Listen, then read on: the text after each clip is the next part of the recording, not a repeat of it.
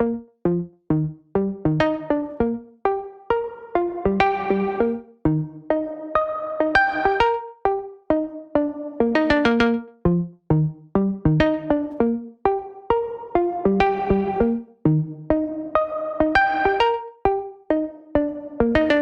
to the third episode of the third season, Spotlight, of the fourth podcast. I'm Ali Wazir. I'm Ibrahim Ali. And I'm Talha Muhammad. And you can help us grow by giving us a follow on Instagram at thefourth.productions and Twitter at thefourth_prod, PROD. So thank you all for joining us again for the last episode of season 3. So we know we promised a guest speaker for every episode of this podcast, but we do apologize. We had to switch it up. This episode goes back to basics. It's just the three of us. And today we're going to be talking about the visibility of Indian Muslims. So, as we know, for a little bit of history, the BJP party in India was first elected to a majority in government in 2015, and then they were re-elected, 2014, and then they were re-elected 5 years later, last year in 2019. The BJP party is a pretty far-right party, very nationalist, and it has a political ideology called Hindutva, which advocates for the supremacy of Hindus in India, generally at the expense of other minorities, most predominantly Muslims. So Muslims in India are about 15% of the population and the biggest religious minority, second largest religious group after the Hindus. I think when we say like the largest religious minority, it's like it's the minority, but still it's like 200 million people because it's a country of 1 billion. Yeah, I mean any minority in India is by definition very populous. Like India only has 15% Muslims, but it is about, I think, the third, it's the country with the third most number of Muslims, so it's very important. So one of the major issues that we'd like to discuss happens to be the Citizenship Amendment Bill, and also just the NRC, which is the National Register of Citizens. The National Register of Citizens originally identified illegal immigrants coming into India, specifically in the Assam state, which is a northeastern region in India. However, there have been calls to spread this one law all across the nation, which has led to massive registry. Yeah, which has led to just a massive uproar across the entire nation, also across the globe. And so, for a little bit of background on this, basically, Assam is a state in India that borders Bangladesh. Bangladesh is a Muslim majority country. So a lot of people from Bangladesh who are unhappy with life over there, predominantly Muslims, they will choose to illegally immigrate to India, and they end up in the Assam region, in the Assam state, because it's right over there.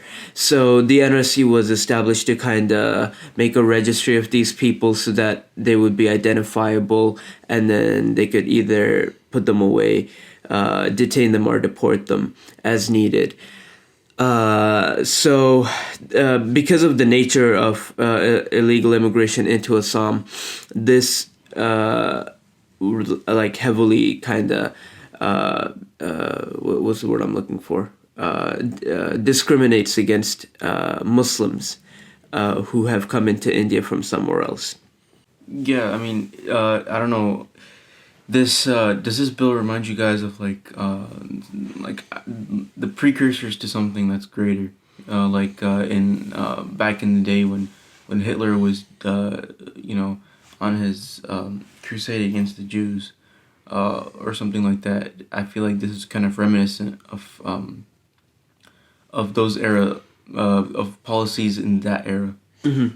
Yeah, I think it's not so much the law itself, but rather the political ramifications that it leads to. Because if you target out one specific group, it does, by all means, look like discrimination. And this brings us to another point, which happens to be the CAA, which is the Citizenship Amendment Act, which is intertwined with the NRC.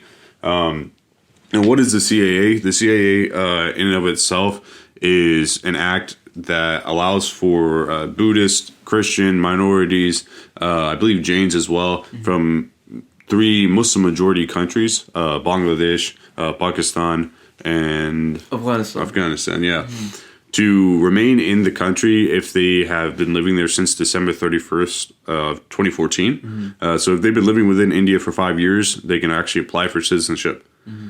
However, as you can probably tell, this leaves out a major minority group, as we mentioned before, the 15% of the population of India, which happens to be Muslim.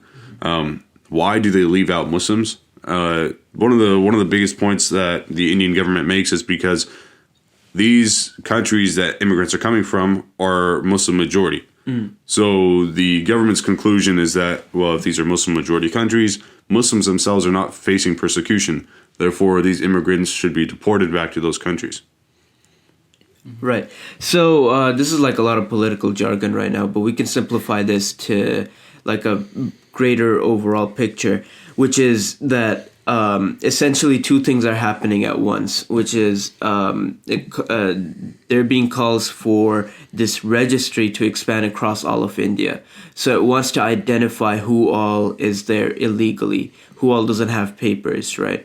And then the second part of this is it will also identify the religion. So people who are not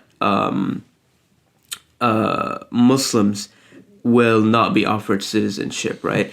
And so the fears behind this, which are not ungrounded, are that it will cause poor Muslims in India who don't have any sort of papers of citizenship, because a lot of people in India are like illiterate, people who live outside of the cities and people who live out of a couple wealthier states.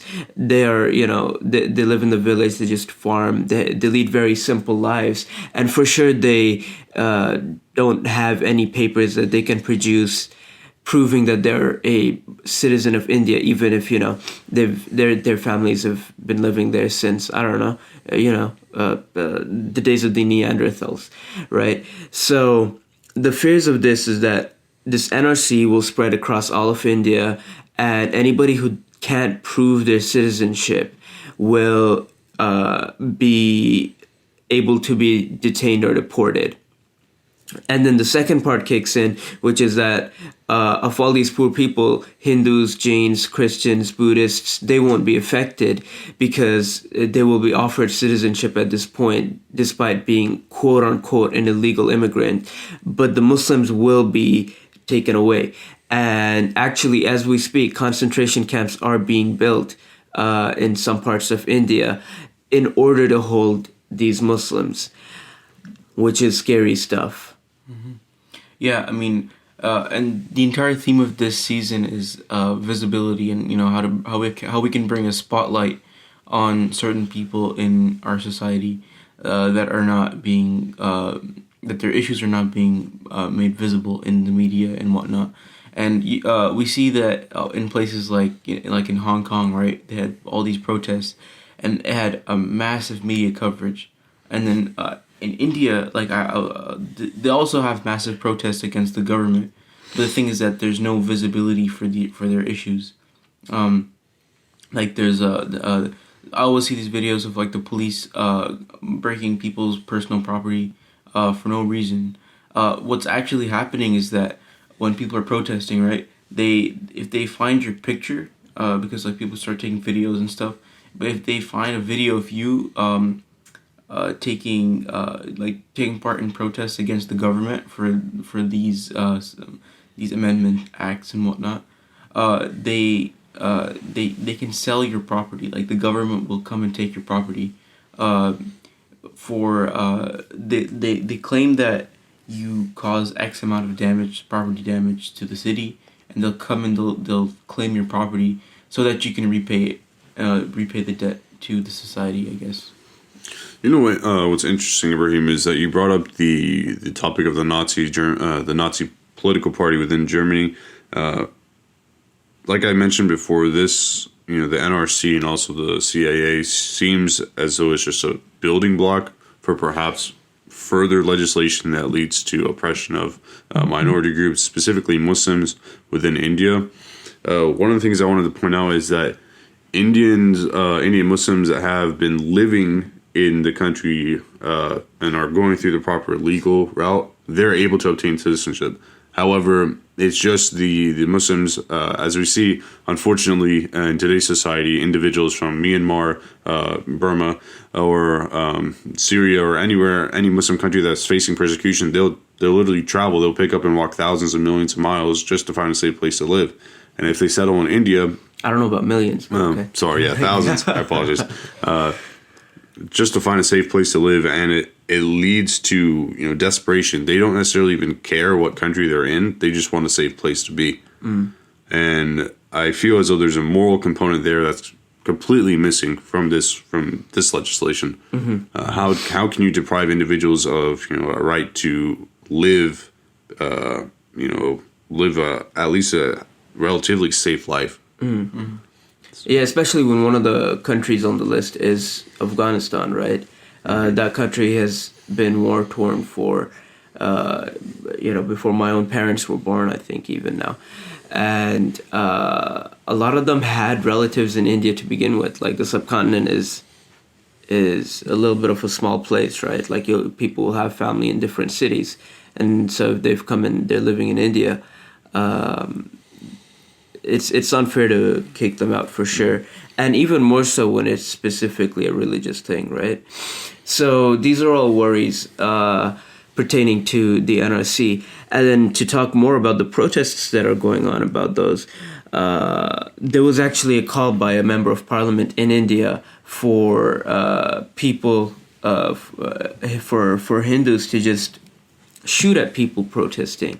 And the next day there were actually gunshots by quote unquote vigilantes looking to escalate tensions between religious groups. And so they just went out, and some of them just shot at protesters. And there's a powerful picture out there too where a man is out with a pistol and the police are standing like just a few hundred meters back, and none of them are doing anything because they don't care. They actually don't.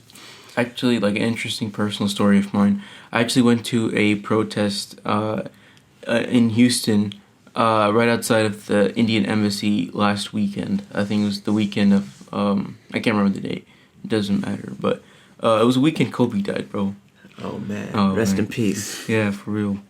Anyways, so so the protest was against these bills and these acts, and we were parked right in front of a couple interesting points. So we pulled up to the embassy first, right? And the police and the government, our great government, had ICE already there and ready and waiting for us. They had an ICE bus, and they had ICE officers. And I was like, dang, that's crazy, because they knew a bunch of brown people were going to come and protest. I'm like, okay, yeah, let's try to knock out two birds with one stone. And you wanna clarify what ICE is for ICE non-Americans? Is Immigrations and Customs Enforcement. These are the guys that round up people who are illegal immigrants, and they detain them and they deport them. And there's like a big controversy going on about like the concentration camps and the detention centers that are being built and that have been constructed near El Paso and near the border of Texas and whatnot. So I mean, you get shipped off real quick if ICE pulls up to your spot. You know what I'm saying? Oh, wow. But the thing, so that was the first interesting point. The second interesting point is that we were in front of the Indian embassy, and there was people in the Indian embassy who were protesting, right? So the counter protest to our protest. Oh, okay. Yeah. Okay. So the crazy part about that was that they were using resources from inside the Indian embassy. So if you think about it, that was a government-sponsored protest, a government-sponsored counter-protest. So in a foreign country. Yeah, as well. in a foreign country. It was wild. I was very surprised, like that that was happening actually. And they were saying the reason I remembered this was that you were saying that there were calls for people to shoot the protesters, and even over there they were doing chants like people who are traitors to the country of India, you should shoot them or something like that. That was a very bad translation of what they were saying. Okay. Honestly, I didn't even understand what they were saying over there. I had to get a translation after the fact. Okay. Yeah. So that was very surprising to me, and actually someone told the police about what they were saying, and the police had to go up to them and tell them not to say that again because it's a threat, right? Right. Yeah. So we can also talk about this from a different aspect because we do love to talk about media on this podcast. We've talked about Bollywood before, right? And in season 1, it's massive, right? Bollywood is literally bigger than Hollywood, and they make a lot more films every year and all this. And so we see a similar trend in Bollywood that we've talked about in Hollywood, including what we talked about with Hera. In the last episode, which is that there's a common theme within Bollywood to either show Muslims as terrorists or Pakistanis, because the perception of every Indian is of most, like, I guess, public school educated Indians anyway, is that Pakistanis are all terrorists who are trying to end all Indians.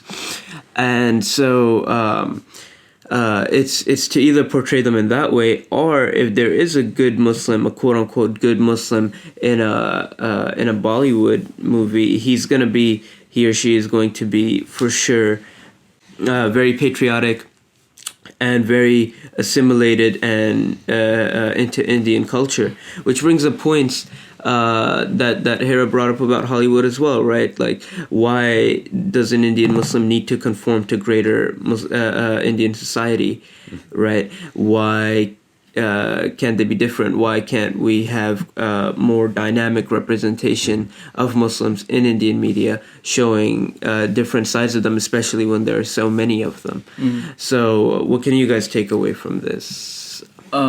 So personally, I see the flaw in media when it comes to covering stories about these protests that are happening in India. Uh-huh. Like I mentioned earlier today, is that even in traditional media over here, there's a lack of coverage about what's going on in India, right? Right. Because you see the coverage of what's going. You see stuff about Hong Kong. You see stuff about the impeachment of the United States. Our oh my God! Our president. I'm about to go on a tangent. The acquittal of the. Sorry. The acquittal of the president's impeachment. Yeah. I mean the acquittal. Yeah.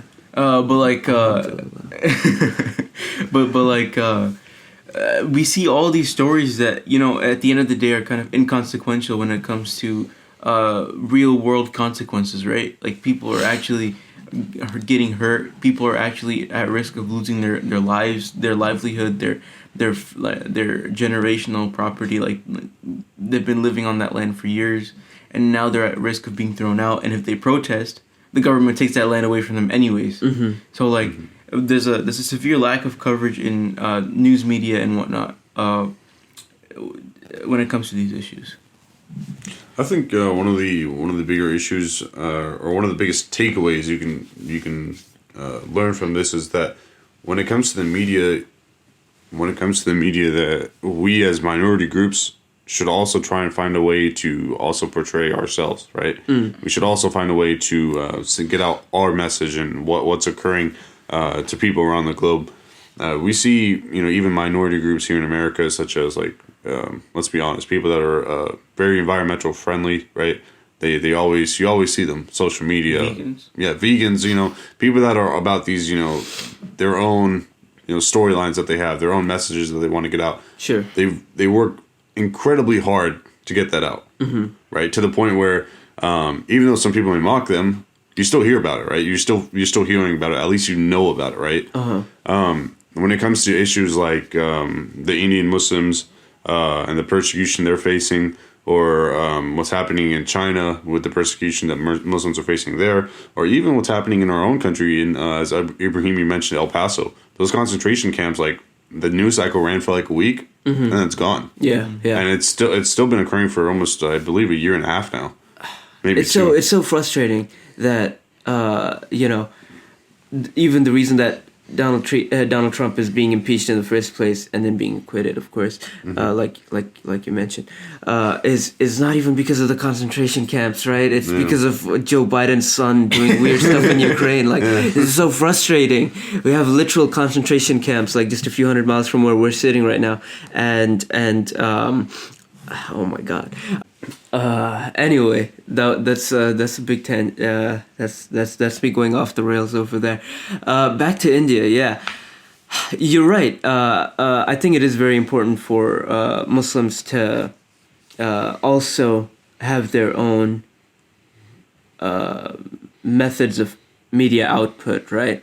To not have to rely on Bollywood for sure. But this is just calling them out on their black and white representation of us, and how that has had real life consequences now.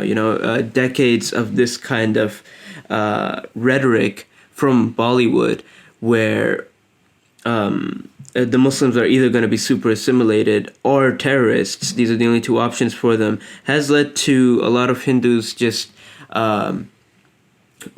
not caring about Muslims at all, and probably seeing it as not a bad thing if they are forced out of the country. Because in their minds, for most people in India, the neighborhoods over there are pretty segregated religious-wise, right? That's just the way it's been for like hundreds of years. So the first time many of them will see a Muslim would be when they go off to college, or if they go off to a nice high school or something. But when they go to college, that'll probably be the first time where they have a lot of interactions with a Muslim, and they're gonna see, oh, they are different, right? They're not entirely assimilated, because a Muslim woman will wear hijab, a Muslim man will probably be praying, taking time out of his day to pray. Or inshallah. We have faith in our fellow Muslims. Sure. Do you want to elaborate on that? Yeah, do you want to say something? No, I don't want to say anything. I want to get canceled. Your tone of voice sounded kind of ominous right there. I know. Gotta have husn zan, bro. Could you elaborate on that? No. So anyway, that's the first time they'll see somebody who's a Muslim, and they're not going to be exactly like them. So they'll say, oh, they're not exactly like me. They're probably a terrorist. And so it's probably not a bad thing if we just, put them in a concentration camp or deport them to some place they've never been or have like no connection to.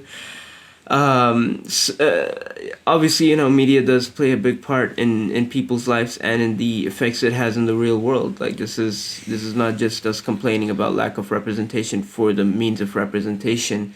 It's something that has real world consequences. You mentioned that there's a lack of the people, especially I was reading up earlier that people in the middle class of Hindu society have they unconditionally support, that's the word I was looking for. Okay.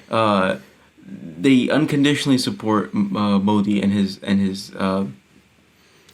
policies. Mm. I think that to throw back to season 2, they have a lack of empathy for the Muslims that are in these situations. Like, they don't realize that they've been living here for like centuries for some people, right? And now that they're at risk of being thrown out of the country just because they're Muslim. Yeah, I think it's as how you mentioned, the dehumanization of Muslims globally through the use of mass media, through the use of movies, through the use of different networks, just to make individuals perceive Muslims as being less than human in a sense. And that's why it's suddenly okay to push individuals into concentration camps or to push people out of your country because you're not part of us. Mm-hmm. And I think it just goes towards kind of like we mentioned even last season, the topic of empathizing with one another. You have to be able to. I hope non-Muslims and even Muslims out there, you have to be able to empathize with people that are different than you. Mm. At the end of the day, they're also a human being. It's not that they're some sort of and quote unquote alien. Mm-hmm. To literally use the term that we describe an individual that is not part of our country or not part of us. We have to be able to get over that hump as a human society. Like, we have to be able to move past that ignorant, whether it's ignorant racism or ignorant media perception of what we're shown. Sorry, I don't know. No, for sure. It also takes me back to what we were talking about with Seba Khan a few weeks back, where we said, where she mentioned that it's important for people who do have privilege and people who are visible, people who have platforms, to give a hand to those who don't, right? Mm-hmm. To mention, to make room for people who don't have visibility to speak, and this is very important for people everywhere in the world. If you have some privilege, use it to benefit those who don't. It's a simple fact. It ties into empathy. It ties into human rights. It's good advice in general. And like the burden of responsibility lands upon our shoulders the most, because we're in such a privileged position in society. Being in America, right? And we have so many injustices going around that are around us, and if we don't use our platforms to amplify and to give visibility to these issues of, be it anything, right? Be it people in India who are at risk of losing their homes and their lives and whatnot. Be it people in people at the border in Texas, right, who are being put in concentration camps. Be it Muslims in China who are being put in what was it, these re-education facilities which are basically concentration camps, right? Right. So we have that burden of responsibilities on our shoulders to educate our peers and people who are in the same social circles as us on these issues. Mm-hmm. Yeah, I mean, it might seem like, why are we talking about this? We're halfway across the world from this. What can we do? But everyone has a lot of influence that they just aren't willing to account for, right? That can eventually lead to something. The world is like a small village now. If there is enough international pressure on India, if enough countries are willing to, stop importing Indian silk or other like Indian automobiles or whatever it is that India makes, stop having their call centers in India. That's such a big export of India now. If we can, raise awareness within our own communities and pressure our local representatives to pass bills within our countries to place pressure on India, on China. These are good things, and it's good to stay aware of your influence and to understand that you have a lot of privilege, whether you feel it or not. When you're walking around with your student debt or not feeling so good about your breakup, whatever. I'm saying a lot of random stuff right now. You want to talk about something? Oh man, it's been tough. For real though, it's easy to feel small, but it's better to feel big, and as an American, you do have a lot of say. And even if you're not an American, you still have say within your community, within your peers. And the best thing to do is to raise awareness for those who are less fortunate. Mm-hmm. I think it's important as Taha, you mentioned, to begin locally. Even if you don't have, as Muslims, even if we don't have some mass media conglomerate by which we can let the world know. Fourth Productions.